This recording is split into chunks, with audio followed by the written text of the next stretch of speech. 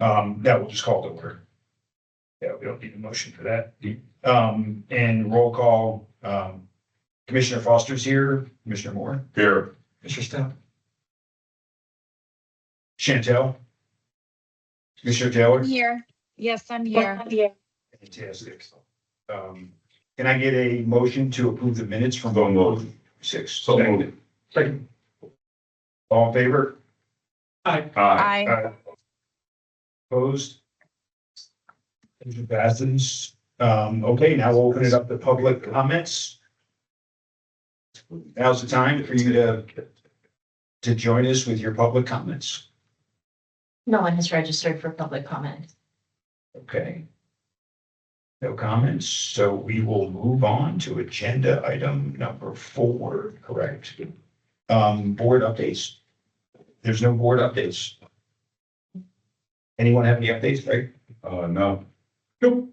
Chantel? Nope. Fantastic. Thank you so much. Okay, then we will move right into review of candidates at this point, and Dylan, we'll turn it over to you. All right, move on to commission review of candidates, where the commissioners will vote to pass candidates to the next hiring step in the process. We'll take votes in order of those present, so that's Commissioner Moore, Stout, Taylor, and Foster. So first is candidate 390163. No. No. No, No. Candidate 365091. Yes. Yes. yes, Yes. Candidate 75058. No. No. no, No. Candidate 250732. No. No. no, No. Candidate 387379. No. No. no, No. Candidate 387189. No. No. no, No. Candidate 333827. No. No. no, No.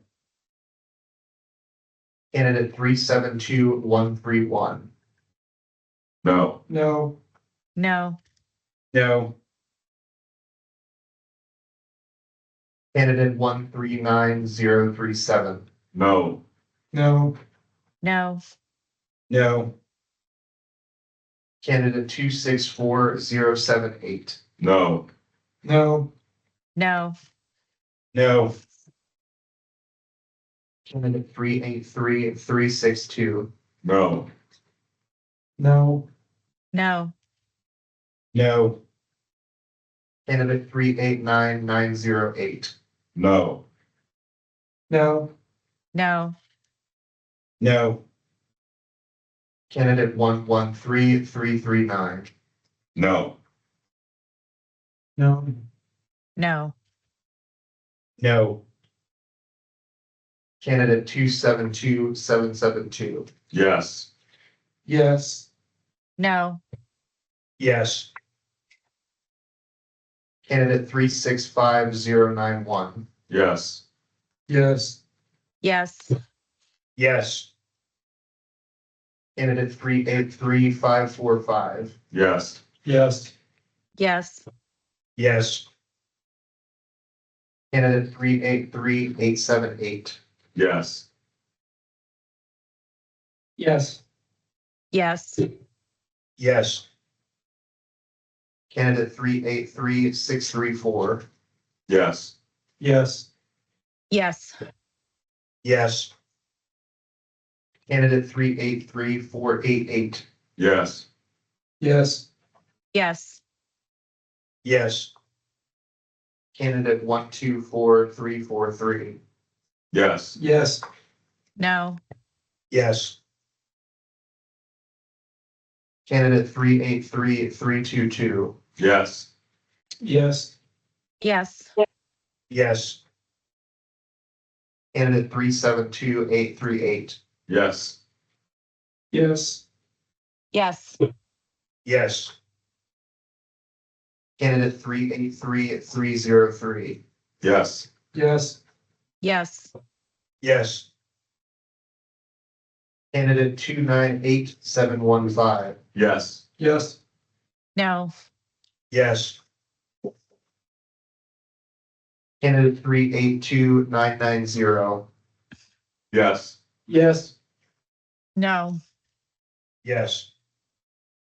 Candidate 243737. Yes. Yes. No. No. Candidate 208595. Yes. Yes. Yes. Yes. Candidate 227323. Yes. Yes. Yes. Yes. Candidate 57540. Yes. Yes. Yes. Yes.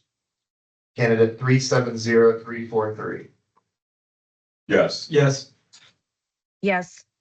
Yes. That concludes commission review of candidates. All right, thank you, everyone. And now we will move to executive report. Thank you. All right.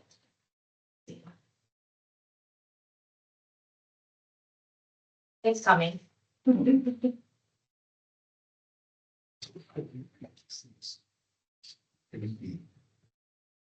right, good afternoon, everybody.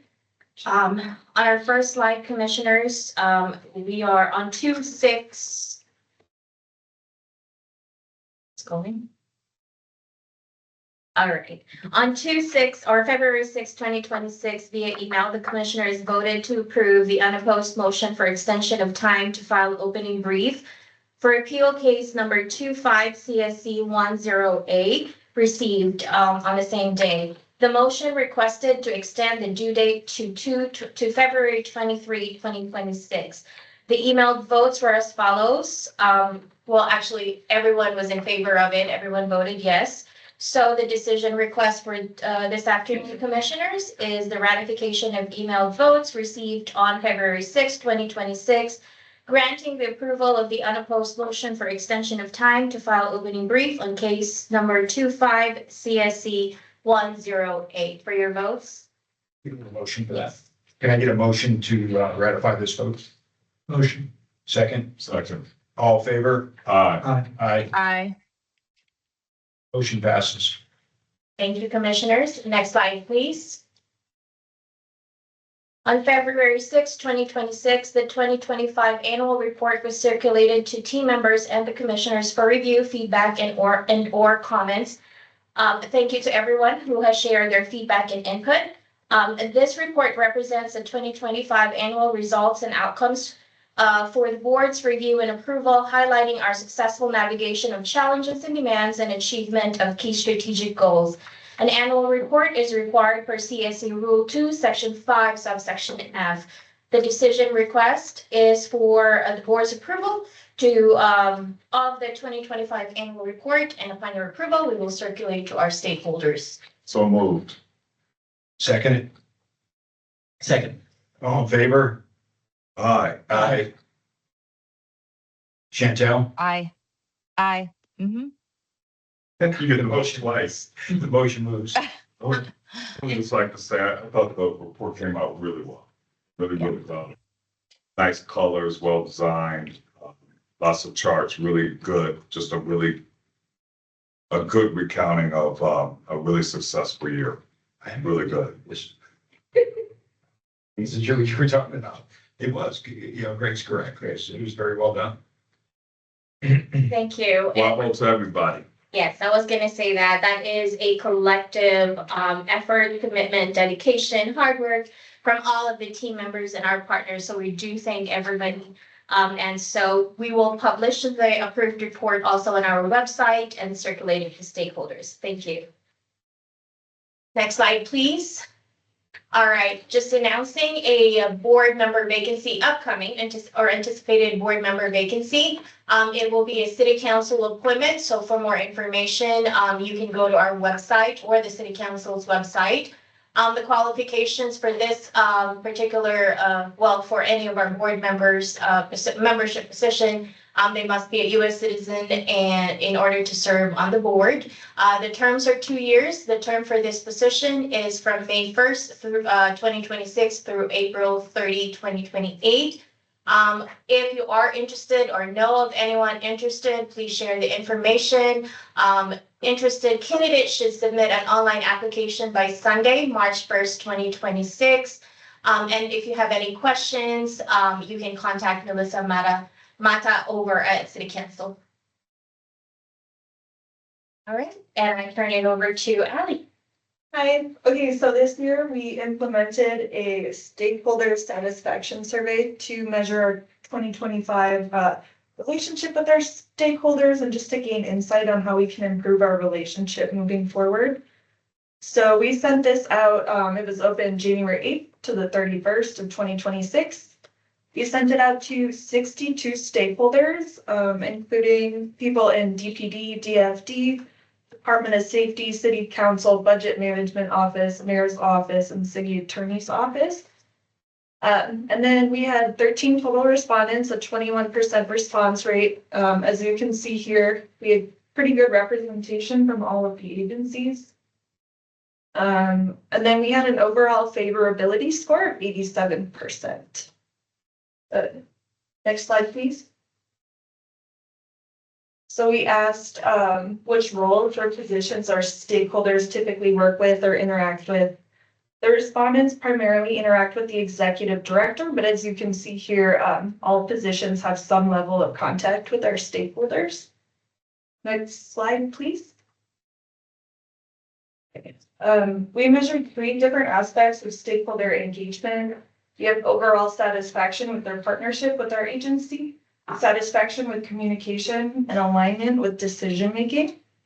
So we asked people to rate satisfaction on a scale of 1 to 10.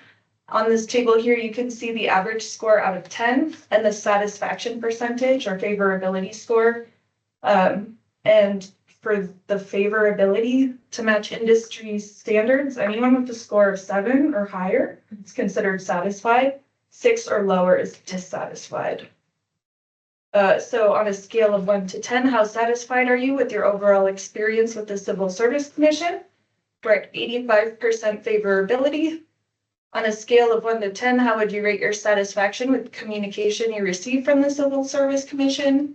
We're at 92% favorability. And then on a scale of 1 to 10, how valued do you feel as a stakeholder in our decision-making process? We're at 85%. There's a question. Maybe I wasn't very good at math, but those numbers don't add. So how does it 8.38 get 85% and 8.08 get 92%? Yes, that was, okay, so we have, do you remember in favorability where we look at strongly agree and agree as our favorable responses? So we looked at how many people responded at a 7 or above, which is considered satisfied, and then divided by all the people who are 6 or lower. Yeah, okay, I know that was a little, the math there. fair. Yeah. Good, I'm just like. No, but that's Now- good, yeah. Yeah, I'm horrible at math, but I was like, wait a minute. that doesn't- Yes, I was thinking the same thing. Yeah, Okay, that's how we but found yeah, it. that's a fair explanation. Thank you. Okay. I remember now. Thank you. Yeah, no problem. Any other questions while we're on that? No? Okay. Next slide. I just have a stakeholder question. There's nobody from the community that we could survey as a stakeholder, or no, they don't count? No, this was the first year that we did a stakeholder engagement survey, so I sent it out to the people we work with, our business partners. Since we haven't really established a strong foundation or like strong communication or like regular relationship, if you will, with our community partners in 2025. Okay. The hope is, as we've talked about in 2026, we extend that building of relationship with our community partners. So then we will have regular, engagement with them and then measure how we're engaging in That'd that. be good. Yeah, how much advance notice did we give the various stakeholding organizations that this was coming?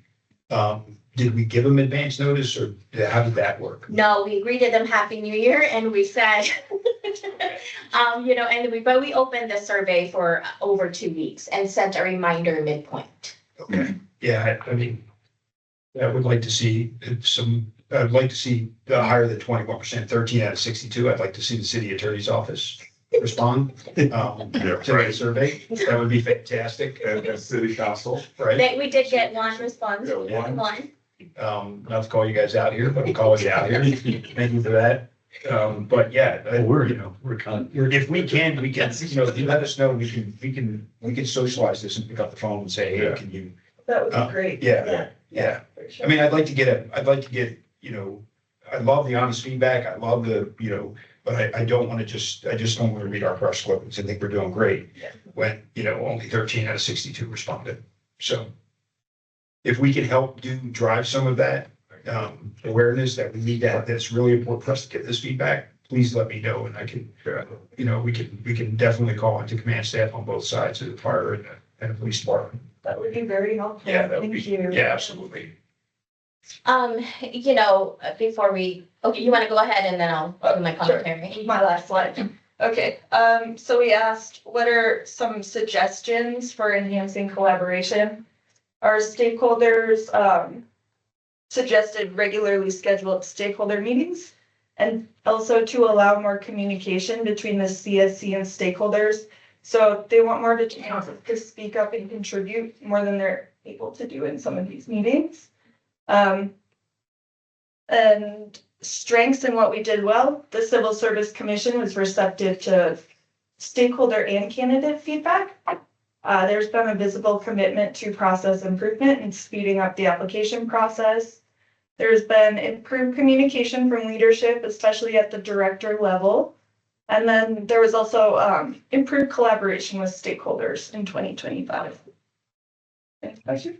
Yeah, just for clarifying, that second bullet point, allow more communication, is there a sense that stakeholders can't talk directly to CSC, or do they feel like they have to come to the board, or? Yeah, there was only a few comments on that, but it sounded like more of a chance to speak up than we allow in some of these meetings where they're limited to a few minutes. Okay, fair. So more in those regular meetings, they Yeah. can have a chance to speak up. Okay, fantastic. And I think the board has moved towards allowing that kind of opportunity to speak anytime during, not necessarily anytime, but Yeah. I mean, your call for public comments in the beginning and at the end.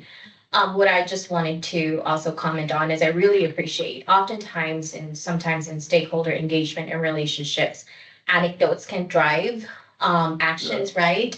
And so I really appreciated, although we had only 21%, I consider the 21% to be strong supporters. Because if they're engaged enough to provide us with these comments that are constructive feedback to help us improve, that really shows their investment in our process. So I want to appreciate that.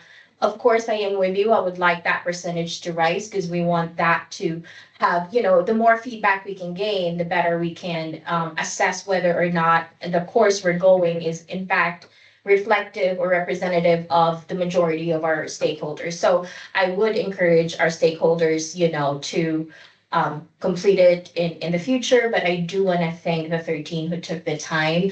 But that's also why I shared with you guys the full report so you can see sort of the direct quotes from some of these, because sometimes, it helps us gain an understanding, right, of what else we can do to improve. But certainly we'll continue to build on the communication, on decision alignment, and our process as well as we move into 2026. Yeah, fantastic. And when we say public comments, I always mean that, I always think of that in my head as anybody in the public that wants to talk to us. But these folks are our stakeholders. Are they allowed to speak up when we ask for public comments? The folks on the phone? I think anyone in attendance. Anyone in attendance? Correct. Okay, good. I just want to make sure that we make that statement so that the folks on the call hear us and that they can chime in if they have a comment as well. Yeah. Okay, good. Awesome. The only thing we always ask is as much will give us notice if it's going to be a lengthy comment, that type of thing. And we need to ensure that there's a sense of organization Yeah. in the way the comments are delivered. But yeah, absolutely. Sometimes we only hear about the things that are not working and we'd love those, but feel free to give us anything as well. Thank you. All right, next slide, please. Commissioner Stout had asked for a post-implementation update on marijuana rule change, and I think this is a great opportunity. Certainly, I'd be happy to, come back with more information if more questions are asked that I may not have prepared. But it has been a year since we adopted the change in marijuana rules, so I thought the timing would be perfect. Next slide, please. So on February 12th of last year, we adopted amendments to Rules 1 and 3, updating the marijuana disqualification look-back period to begin from the date of application submission rather than the previous 12-month pre-application period. So before we adopted the rule change in the application form, we asked the candidates within the past 12 months or 1 year, have you used, purchased, or possessed marijuana, medical, synthetic, or products containing its marijuana such as edibles. If they answered yes to that in the application, they were automatically disqualified. After we adopted the rule, we updated the application questionnaire to, as of your application date, have you used, purchased, or possessed marijuana, medical marijuana, synthetic, or products containing marijuana such as edibles. After, I want to say, 5 or 6 months with this question, we received and found numerous feedback about candidates misinterpreting the question.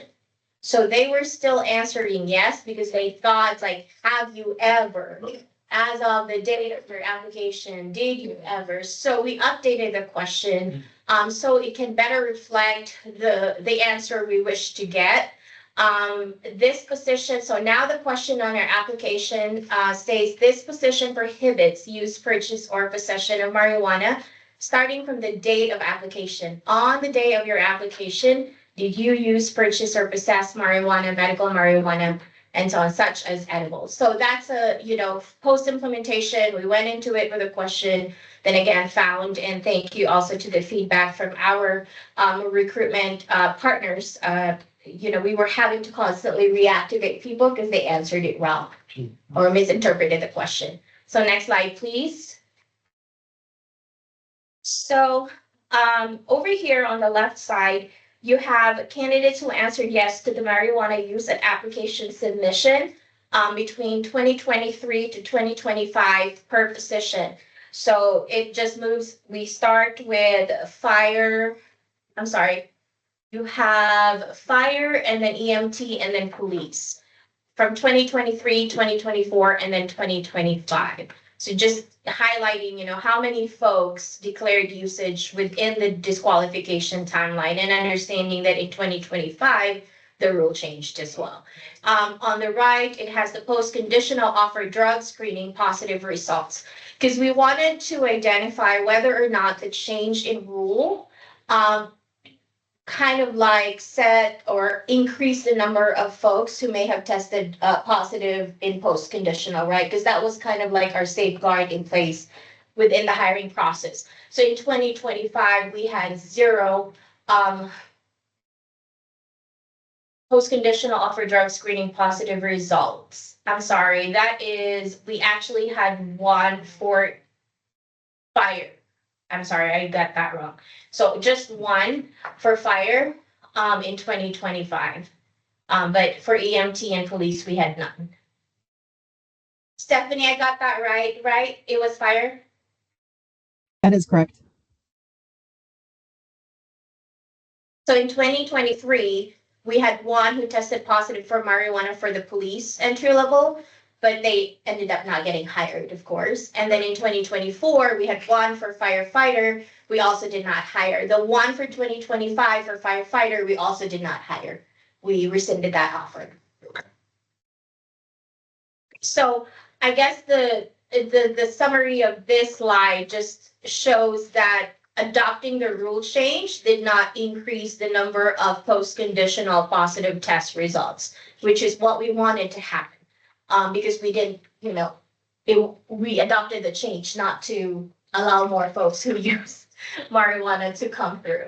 Noah, did you have any questions? Yeah, I've got a question about, Yeah. There's a big jump from 23 to 24 and fairly consistent to 25 in the number of police candidates, if I can read, Yeah. right? And it's interesting. I mean, it does seem like, one, I'd be curious, proportionality. If there's, you know, a higher, and just, you know, like, if you have any thoughts on that increase. Or Yes. if 23 itself was just an out. 23, no one was doing COD, and years before that would have shown that number was also. Actually, it can be better explained by the next slide, just Okay. based on the data that we have. Can you move to the next slide, please? I think a lot of it is people's interpretation of a question. Because if you notice, like on the right side, you have your incorrect questionnaire logic. So for EMT, we actually had a different scenario. We asked the question, but the system did not automatically disqualify them. So we had 9 folks of that, right? But we had folks, we had to reactivate later in the hiring process, or like we had to reactivate because they misunderstood questions. So that 74 is 2025 representation of all. Now, I really did not dive into why there were more folks who said yes in 2024 versus 2023. My guess is probably just the number of applications we had in 2023 compared to 2024 coming out of COVID. But I can look into that a little bit more. But I know in 2025, majority of that number were people who needed to be reactivated because they misinterpreted the question. Well, it's interesting though, because then if I'm following that, people that are misinterpreting are predominantly police applicants. Yes. And like, it's like the fire numbers and EMT, right, but both have remained fairly consistent. But I don't know if it's the person, the type of candidate, right, that somehow, then they apply to the police. Yeah, I'm treading carefully. But it's just interesting to me that, again, like, we've seen a jump in police, but not any of the others. But also, like for EMT and fire, I think the requisition window was like before the change in rule. But yes, to your point, I mean, numerically, we're reactivating more police applicants in the last 3 years than we were in fire or EMT. Tammy, did you have any thoughts on? Well, I think, I don't mean to like put you on the spot, but you've seen them. I think it's what you said. I think it's because police had more active applications within those years than fire did. That's just my thought, my state thought. Yeah, the numbers have got to be lopsided. I mean, there's Oh, I'm sure. way more applicants in fire or in police than there is in fire. Police better job, but we won't distinguish if fire guys on. Yeah, right. Now. Eyebrows. Don't yell at me. But yeah, I think the numbers are good, but I like this. Are you guys gonna keep, tracking this and seeing the impact, over the next couple of years? This is fantastic. Yeah, I'd love to see how this evolves, because I can see where there could be confusion, and that could cause some real consternation for the candidates. So, but this is great. Thank you this is a great first cut at the impact, so. Yes. Yeah, and you know, I had this really, what do you call that? It wasn't an aha moment, but anecdotally I've thought about it as 2025 went on. But when I was researching this, it was actually really interesting that you had a lot of people, like by the numbers, who wanted like to be reactivated because they were auto disqualified and says, I misinterpreted.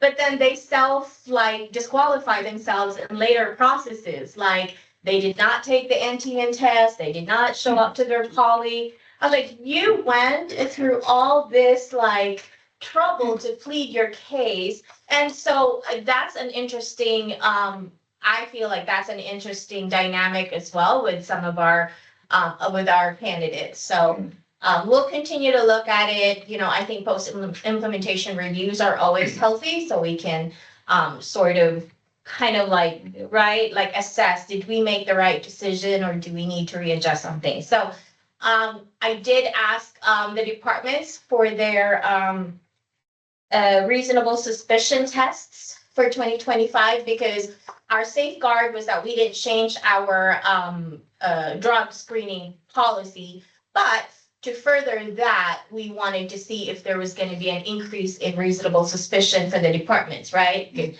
We are waiting on a response from, police, but fire in 2025 confirmed they had five post-accident tests that were conducted, and they were all negative, but none of those 5 were reasonable suspicion tests.